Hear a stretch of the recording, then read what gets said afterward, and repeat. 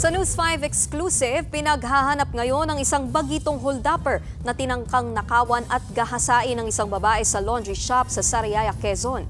Kabubukas lang ng laundry shop ng biktima kaninang umaga nang huminto sa tapat ang suspect na nakamotorsiklo. Nagtanong daw ito kung magkano magpalaba at kung pwedeng makicharge ng cellphone. Pumayag naman ang babae pero biglang bumunot ng baril ang suspect. Pinapasok niya ang biktima sa CR at doon tinangkang manggahasa. Pero nakapalag ang babae at dumating din ang kanyang ina. Dito na nagmadaling tumakas ang suspect. Naiwan niya pa ang cellphone niya na nakacharge. Naipablatter na ng biktima ang nangyari. Mga kapatid, Nikki de Guzman po. Iba na ang may alam at may pakialam sa panahon ngayon. Para sa tuloy-tuloy na balitaan sa Frontline kahit weekend, mag-follow at mag-subscribe sa social media pages ng News 5.